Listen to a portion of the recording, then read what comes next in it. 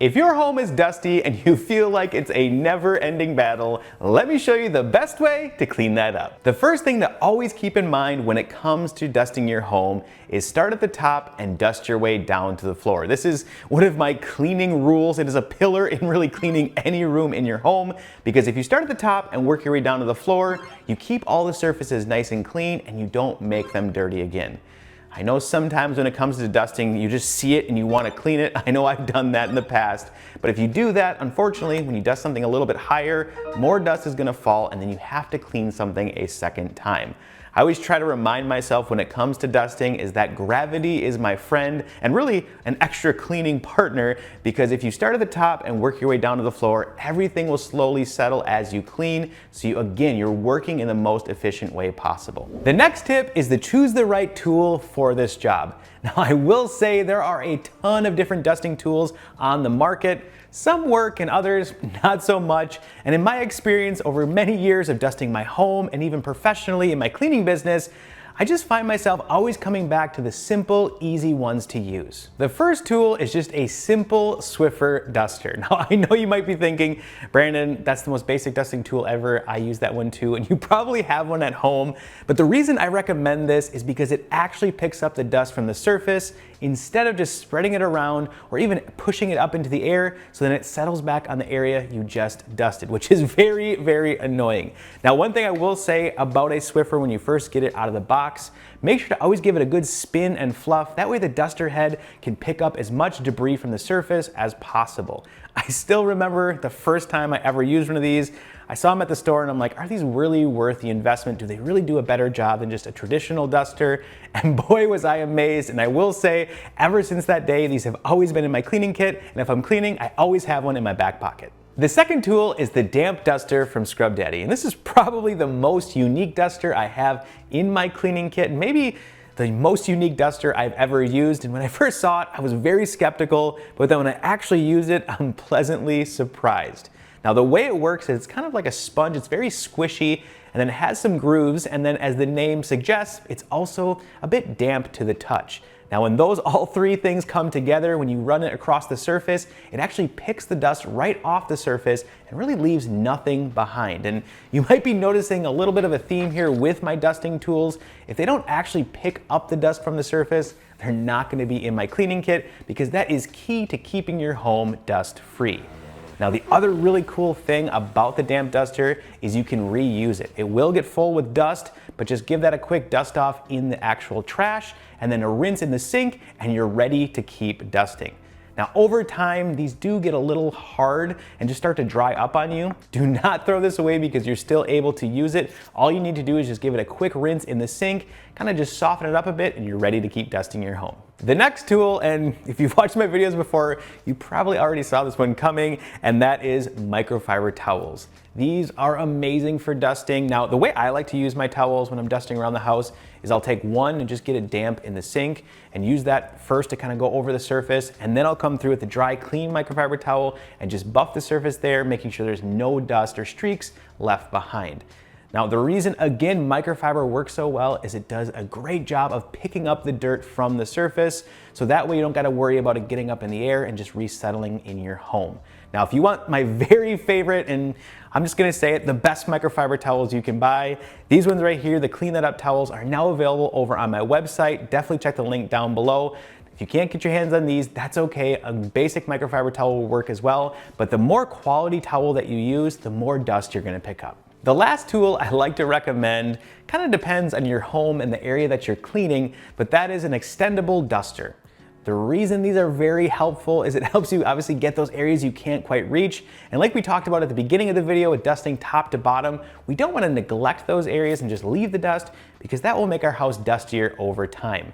Now, you can get a lot of these on Amazon. You can even get the Swiffer extendable duster. Really, whatever one works best for your space is the one I suggest. When it comes to picking what dusting tool I like to use, it kind of depends on how dusty the area is or even the type of surface. But the nice thing about all of these is if you have them in your cleaning kit, you can pretty much dust anything you come across. Now, one quick pro tip when it comes to your cleaning tools is you also want to use your vacuum. Like we mentioned at the first tip, we're going to be dusting top to bottom, so dust will fall to the floor. So it's always a good idea once you're done dusting that room to give it a quick vacuum, so that way that dust is completely removed from the area we just cleaned. Now, one thing to always keep in mind, and really this is our next tip, is to make sure to keep your dusting tools clean.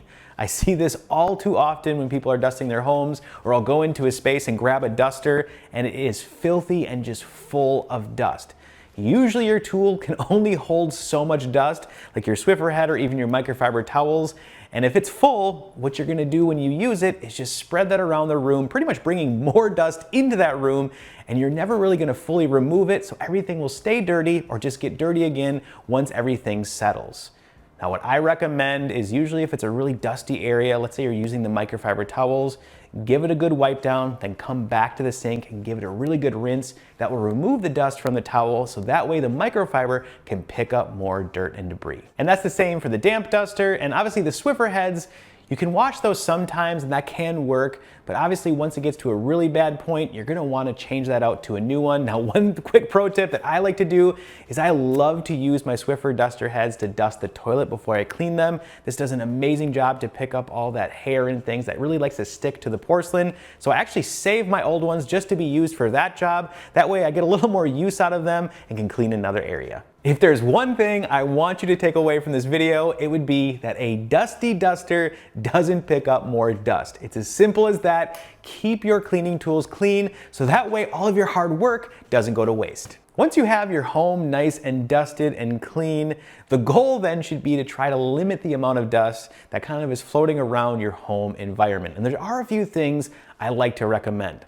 The first is getting an air purifier. Now these work really well at collecting those particles that are floating around your air. It also helps the room smell a little bit better, even with odors and things. And if you have pets, I highly recommend these just because their dander and odor do kind of like to linger, and this can really cut down on that. One thing though to keep in mind with an air purifier is those filters will get clogged up over time and need to be changed. So make sure that you change them at the proper intervals. That way it can actually do what it's there to do. And I will say you want to make sure that the air purifier is rated for the size of the room that you're using it in, because if it's a little too small, it just won't do as good of a job. The second tip is to regularly change your air filter in your home. Whether you have a furnace filter or even an AC filter, if these get full of dust and debris, essentially what's gonna happen is that's just gonna blow throughout your entire house, making the areas you just got nice and clean, dirty and dusty again. Now, it kind of depends on the type of filter that your machine has and how often you should change it. I know for my home, I have the 1-inch filter, so that needs to be changed every 1 to 3 months. And I will say, if you have pets, usually you want to do it a little more often, kind of towards the 1 to 2 month range, just because their dander and hair will really build up in those filters as well. Now, something I like to do when I change it is just put the date on there of when I changed it on the actual filter itself. That way I always know. And I also like to set an alarm reminder in my calendar to change it. That way I can stay on top of it and don't forget it, because believe me, that's easy to do. Now, a quick pro tip when it comes to your whole air system in your home is every once in a while pay special attention to your vents, whether that's the supply or return vents, which pretty much means the ones that push the air in and suck it out. If there's a lot of dust on the vent or even kind of inside the vent, if you can lift it up there, again, that's just gonna blow throughout the home, making things more dusty. So if you can, every so often, make sure to just vacuum the inside of those. That's really gonna help cut down on the dust blowing around your home. Now, if you notice that your vents are super dirty, something I do recommend getting done is a full duct cleaning. However, the whole duct cleaning world gets a really bad rap because there's a ton of scammers out there. And so what I always recommend when looking for a professional company is make sure they have a local address. That way you can actually see their shop and know that they're real and they're not just some Facebook scammer. And make sure to check out all of their reviews on Google, Yelp, and just a few different websites that kind of cross-reference. That way you know they're a reputable company and not gonna scam you. The last tip, and really something I get asked all the time, is how often should I dust my house? And the answer can kind of depend on your home itself, how many kids live there, how many pets you have, and just what else is bringing dust into the home. However, in my professional experience, usually if you can do it about once a week, that's kind of the sweet spot, because you will have a little dust building up, but it's not starting to build up to the point where it's blowing throughout the rest of the room, making it dirtier and harder to clean in the future. And there you have it. Now you know the best way to dust your home. Thanks so much for watching as always, and if you're new here, consider subscribing and smash that like button.